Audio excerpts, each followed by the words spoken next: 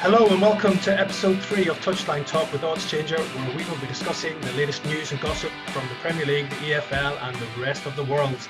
As usual, I'm joined by broadcaster, writer and general man in the know, Dean Jones, to talk about all the rumours on the grapevine, not just on the managerial front, but also on the player front. Hello, Dean. Hope you had a good weekend. Hello, mate. Yep, very good. Thank you. Good. Good. Obviously, we're in the middle of the international break.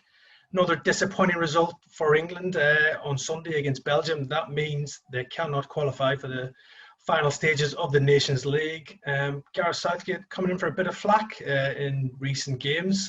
Formation that he's playing, maybe a bit defensive. And I think I saw a stat saying that England have only scored 1 goal from open play in 5 of these Nations League games, which isn't really good enough considering the attacking talent they've got on.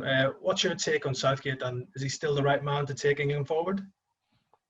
I mean, I'm not sure Southgate was ever the man to take England forward, to be honest. I mean, I understand why he got the job and that they kind of wanted to open up this path and this journey for a manager to go on with players that he already knew. But I have to say, managers, usually when they go into their first tournament for England, they tend to be a bit more free in their play, and they tend to get some good results, and they don't have so much pressure on them, I think, because it's so early on in the job, and they know that, you know, it's going to take a real disaster to be sacked in that first tournament. And I think that Southgate at the World Cup, you know, he let the players play a bit more, and there was a bit more joy about everything. And since then, I think once you get past your first tournament as England manager, generally it seems you become too cautious. You're worried about your job security. You're worried about pleasing the club managers, the media, the FA, and it just becomes, it's just a waste of time, to be honest with you. Personally, I think that you need to start considering the path where you just employ a manager to get you through a tournament. I've thought this for a long time. I think that if England were to say, okay, Gareth Southgate's general manager, but when it comes to the tournament, we're getting Jose Mourinho in for 7 games and see if we can actually win a tournament. I mean, Southgate's not going to win anything, is he? Let's face it. We can't score goals. You know, Harry Kane hasn't scored from open play. Like that's not a good place to be in.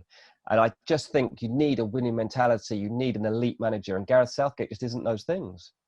Yeah, I'd agree with that. He's done a remarkable job getting England to the semi-finals at the last World Cup, and obviously that won him a lot of favour with England fans. But like you said, coming into big tournaments, tournament football, you need someone who's got that expertise to get teams over the line and get them picking up those trophies come the end of the tournament as well. So you mentioned Mourinho there. Ideally, who would be the England manager that you would love to come in, maybe to change things around if Southgate was to step aside or move upstairs?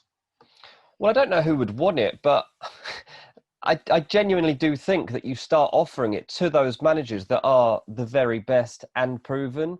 I mean, look, if Pep leaves Man City, offer it to Pep.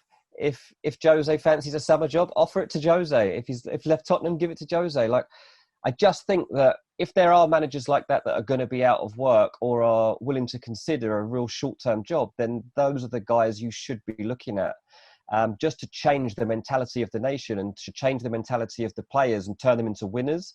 I'm not sure if there are many English managers right now who have that mentality, to be honest. And I think that it might take a foreign manager to get us to where we want to be, to be honest. Yeah, obviously they've had foreign managers in the past. Sven-Göran Eriksson, Fabio Capello both did reasonable jobs, I suppose you could say. But yeah, like you said, Pochettino's available right now. He could be a popular choice, I'm sure, among England players and England fans. Yeah. I'm sure somebody like his pedigree would go in there and you'd see an improvement in the England players and probably the performance. Probably the only bright note has probably been the performance of Jack Grealish in the last few games. But at the start, he couldn't get into Gareth Southgate's team. So where's that going to come when everybody's fit? Will Jack Grealish stay in that England team? Exactly. Yeah, I don't know. I just think when you do look at like other candidates, I'm just looking now at managers that in the Premier League, and you know, Roy Hodgson, Sean Dyche, Frank Lampard, Chris Wilder, Dean Smith. You know, if you're going down the British path, there's nobody obvious that you can be like, okay, they'll get something instantly out of this squad. Whereas, you know, perhaps a Mourinho, a Guardiola, whoever, a Pochettino, could spark something. I know it's a long shot. I'm totally aware of that this is probably not going to happen, but I just think they should at least try it. Yeah, I like that idea. It'd be really popular. It'd make international football more exciting for me, because it just doesn't really do it for me unless it comes to the big tournaments as well. But yeah, talking of England and England internationals, Wayne Rooney's been in the news, possibly taking his first managerial role at Derby County. As we predicted over the international break, Philip Cocu ended up losing his job at Derby with the Rams rooted to the bottom of the championship. Rooney is being installed as interim coach to take training this week and possibly the first game against Bristol City this weekend. He's the favourite to be named the new Derby manager, and surely this is one of the reasons that he came to Derby in the first place when he came back from the MLS, was a coaching role to take his first steps in management. Dean, do you think Wayne Rooney's ready for management? Only one way to find out. Stick him in there. I mean, let's see how he does in this interim period. I mean, it gives him a chance to get his feet under the table with no pressure. That's probably a good chance. I think that Rooney would like to remain a player also at this stage. So I think that that's a balancing act he'll have to manage. And I think that there's obviously needs to be discussions about what the new owners are planning and what kind of backing he's going to get and what are the expectations of him from that first job. I think we spoke last week about the fact that Cocu would only go at a time when the takeover was going through, and that's exactly what's happened, to be honest. You know, the current owners spoke with the next owners, and they all agreed that Cocu wasn't going to be continuing either way. So it was best to just get this out of the way now before the takeover's announced, and then it's not overshadowed by a sacking as soon as they come in. So the slate is clean, and I think that the only doubt I would have over Wayne Rooney getting this job is if the new owners fancy going down a different path. So you could go with Rooney, who's going to give you the spotlight, who's going to give you headlines around the world and make sure that people are talking about your club. Sure, that's one approach. But the other approach that they probably are considering is the more experienced manager, somebody that is tried and tested at championship level. So you might be looking, I know we spoke about Eddie Howe going to Celtic last week, but Eddie Howe, I'm sure, is being spoken about as potentially coming into Derby. I saw somebody mentioning Roberto Di Matteo and Nigel Adkins as well, and these sorts of guys. They'll all get touted because they've all had some sort of success in management. I'm not saying either of those guys are the right path to go down, but there are definitely other options to take into account. Yeah, surprise name in the frame over the weekend's been Rafa Benitez. He's now third favourite for the job, who's obviously still managing in China, but he's never hidden his admiration or his desire to return to England. His family still live in England as well. He's got 1 year left on his deal, I think, with Dalian, so maybe the time could be right for a big blockbuster return for Rafa Benitez to the UK. In his one season in the Championship, I think, in 2016-17. He won the title with Newcastle, so he's got that experience of at least managing in the Championship. To get somebody like Benitez would be a massive coup for the new owners. Oh, absolutely. I think that Benitez should be on the radar of a lot of clubs right now, whether you're looking to go up from the Championship or whether you're fighting to stay in the Premier League. I think that Benitez should be on the shortlist for all of those clubs when it comes to looking for their next manager, and I'm sure he will be. I think that the next big job that comes up, he'll be in there. And if Derby can get ahead of the pack and, get in there and try and convince Rafa that this is the way forward for him, then I think they'll be onto a good thing. He has got a good track record. Not everything, I think that there are some things that are skirted around from his time at Newcastle. And I don't think everything that he did there was great, but certainly he created a feel-good factor, that's for sure. And I think certainly Derby could do with that right now. Yeah, it'd be interesting to see the dynamic between Rafa and Wayne Rooney if that was to happen. Ex-Man United and Everton star with the former Liverpool manager, so that could be an interesting one on the sidelines. But yeah, also looking at other names linked with the Derby job, John Terry being strongly linked. He's still assistant manager at Aston Villa under Dean Smith. We know that Derby give Frank Lampard his first big chance in management, and he did quite a good job there, getting him to the playoff final before moving on to Chelsea. John Terry, I think we all know, wants to become a manager in his own right at some point, to follow the likes of Lampard, the likes of Steven Gerrard, his former England teammates. Maybe could we see a John Terry, Wayne Rooney dream team, or John Terry maybe on his own? I can't see that somehow. I think it would depend, though, massively on John Terry's what he's going to do in terms of the staff that's going to work around him, because obviously that's something that's been very important to Frank Lampard, and is what he's done so far. He's got bodies around him that he completely trusts and he knows very well. I'm not sure what John Terry's thoughts are on who he intends to work with. Definitely can see his name being in the frame. There's no reason to believe he won't do that, because like Rooney, he wants to go into management. Strange time, isn't it, when you're looking at the next Derby manager and you're talking about, should we give it to Rooney, John Terry, Rafa Benitez, or Nigel Adkins? Yeah, all those big names linked with the Derby job. Nigel's in good company right there. It's got to be said in that respect. But yeah, there was another managerial casualty in the Championship during this international break. Obviously, Gary Monk lost his job, as you predicted on one of the shows, Dean, at Sheffield Wednesday. But the Owls, they moved quickly to bring in a new man, Tony Pulis, back in management. Obviously, he will bring a wealth of experience with him from his time at Stoke, West Brom and Middlesbrough to that Sheffield Wednesday job. He's got a tough job on his hands here at Sheffield Wednesday. The squad's not the greatest right now. They've obviously had their financial problems as well. Obviously, the points deduction was then reduced to 6 points, and Gary Monk had got them back on an even keel, really. Not been universally met, this appointment, by Sheffield Wednesday fans because of the reputation that Pulis has for the style of football. What do you think Tony Pulis can achieve at Sheffield Wednesday, and is he a good choice for the job? I don't think it's a bad choice, to be honest. I think at a time when you really need results and you need the feeling around the club to change, I think he could probably spark that. I completely understand why some fans won't be happy. But the good news, those fans don't have to watch at the moment, because you can't go into the stadium. So you don't have to be subjected to these performances. And what better than to start to see from home that your team have started winning again? I think that's a step forward for Sheffield Wednesday. And I think that Pulis does have the ability to do that. Other people that they looked at, Paul Kirk and Nigel Pearson, but they decided that Pulis just had that extra factor. I think probably the fact that, he got Stoke promoted originally. He came close with Middlesbrough at one point. It looked like they might manage to have a shout of going up. And I think that you just have to accept sometimes that you need a turnaround in the feeling around the club. And Pulis, look, he's no nonsense.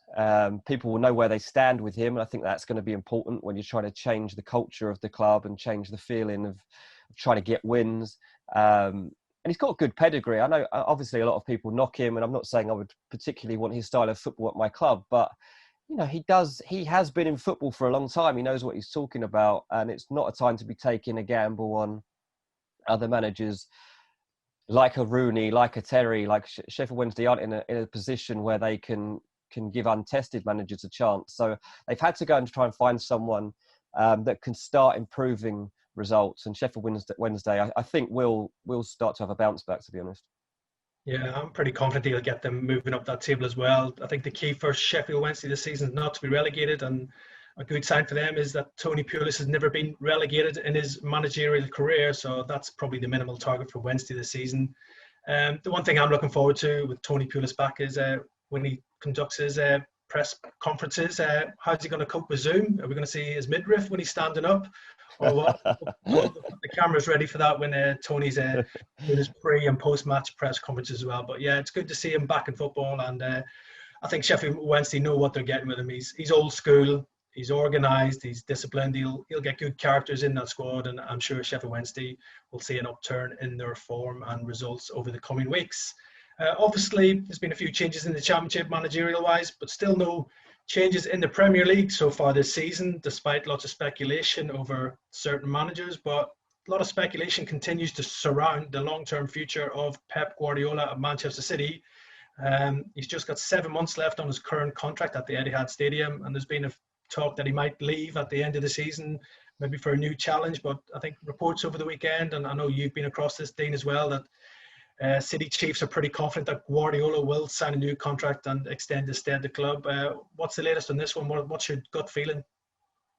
I'd say they're hopeful rather than confident. I think it's been frustrating that they have asked Guardiola a couple of times about the possibility of talking about this contract, and he's just put it off and put it off. He talked about a packed schedule this season, which is fair enough, but they have just had an international break where there has been that opportunity. Maybe discussions have taken place privately for him to give them some assurances that he's sticking around. But I'd say it's slightly in favour of him staying at this stage. Look, certainly Man City need him to stay. They're trying to plan the next phase of how this club evolves and how they stay at the top of European football. And in terms of, we talk about European Super Leagues, and if that time's ever going to come around, then Man City need to make sure that they're not falling away at a time like this. And as soon as you're stepping away from Guardiola, the only path from that is down. And I think, they're trying to tie up De Bruyne and Sterling to new contracts. They're going to want to know what happens next. Is Pep staying or not? They're trying to sign a future replacement for Sergio Aguero. Well, if you're talking to Erling Haaland or Lautaro Martinez, they want to know who the manager's going to be. So it does need to be decided sooner rather than later. If this carries on into like February, March, April, it's going to be overshadowing every single press conference, every single match, and it's not helpful. So I think that around, by the end of the year, start of the new year, we really need to have a decision from Guardiola so that Man City can plan for the future. Yeah, totally get you on that one. I think, like you said, De Bruyne's and Sterling contract talks will be possibly key to Guardiola's future as well. Also, Lionel Messi, still talk of him coming to Man City next year when his contract expires. I'm sure Guardiola's future will play a key role in that one as well. Messi would probably want to come to Man City with Pep still in charge as well in that respect. But he's coming into his 5th season now at Man City. Obviously, he's won lots of trophies, 2 Premier League titles, an FA Cup and 3 Carabao Cups, but still hasn't cracked the Champions League. And a few critics have suggested he's possibly peaked at Man City with the way they're currently performing. Do you believe that, Dean, or not? Or do you still think there's plenty in the tank from Guardiola? I do think that there's an argument that he could be suffering mental fatigue because he puts so much into everything. Anyone that saw the Amazon documentary about Man City can see how relentless he is in his pursuit for glory, and not just glory, but in a certain fashion for it to all come together. And he hates when it doesn't work out. And I think that the longer it goes on and he's not winning the Champions League, it might actually start to now suffer because he's so desperate for it to actually happen. I think he said himself that he's going to judge how he's doing. And part of the reason he hasn't made a decision is because he wants to see whether he deserves to carry on. And I do wonder if he means that, can he actually give them that Champions League trophy that the owners crave? If not, then maybe he will decide to take away. I don't think it's unreasonable that he would take a year out of football. I mean, Barcelona will obviously be sniffing around as well if he does leave, but I can see him taking a break, perhaps go to New York, maybe even be NYCFC manager. Who knows? There are going to be some interesting paths of Guardiola in the future. He just needs to decide, first of all, how much longer he wants to be at Man City. Yeah, big decisions for Manchester City and Pep Guardiola over the next few months. And as you said, if he decided to leave, there'd be no shortage of takers for Guardiola if he was to become a free agent in the management market as well. But yeah, talking of football documentaries there, the Manchester City one, it's also a very interesting one on Netflix over the last couple of years, Sunderland Till I Die. We're going to look at Sunderland now, Dean, possibly on the verge of another takeover with a consortium led by current minority owner Juan Sartori and Keral Louis Dreyfus, who's the son of the former Marseille owner Robert Dreyfus. It seems like that deal is close to happening and maybe brighter times ahead for Sunderland, but with a new takeover comes maybe speculation over the future of the manager, Phil Parkinson. Obviously a bit like Tony Pulis, I would suppose. Not always liked for his style of football. Sunderland fans very demanding of their managers. They feel that they should not be struggling in League One, and I think a bit of pressure growing on Parkinson right now. 3 defeats on the spin, losing to MK Dons at the weekend after crashing out of the FA Cup at the first hurdle against Mansfield. What's your take on Sunderland and where do they go? Do you think Phil Parkinson can lead them back to the promised land? I'm not sure about that one, I've got to admit, but I think what Sunderland are craving is some stability and hopefully, like, the next takeover can be the last one for a while. I think that from what I've heard, they're going to look at a complete restructure, really, of all roles, and everybody's going to be under the spotlight to see, not just the manager, but at board level as well. Who's going to come in there? Will there be a sporting director? And I think that is wise, to be honest. I think Sunderland does need to be, as we saw in those documentaries, like there has been some real shady stuff at times, if you like, going on at Sunderland, and you just got to make sure that the club is in line with everybody, all the other top teams in Europe, and the way that those clubs are run. And I think that certainly a sporting director is a good idea. And certainly looking at Phil Parkinson's role was a good idea. I know that the fans not been particularly impressed, as you say, by some of the results recently. It's a huge football club. I think we can't ramp that up enough, that this club should not be where they are right now. And the club does need to be taken over and given some stability and some ambition and some fresh hope that they can actually one day get back to the Premier League. Yeah, I think the turnover of managers probably been key to Sunderland's demise over the last 5 years or so. We've gone from David Moyes, Chris Coleman, Simon Grayson, Jack Ross, and now Phil Parkinson as well. So a bit of stability needed there. And if Stuart Donald obviously came in and talked a good game with his associate Charlie Meathen. They were good viewing on Netflix, but maybe not for Sunderland fans. I think for opposition fans, they really enjoyed it, and a lot of ridicule for the poor Sunderland fans as well, who have seen their team drop from the Premier League down to League One. But maybe brighter signs ahead for Sunderland, but maybe again that might mean another managerial change as well. But yeah, that's another episode in the can. Thanks for joining us this week, and thanks for your input as ever, Dean, and we'll see you next week. Cheers.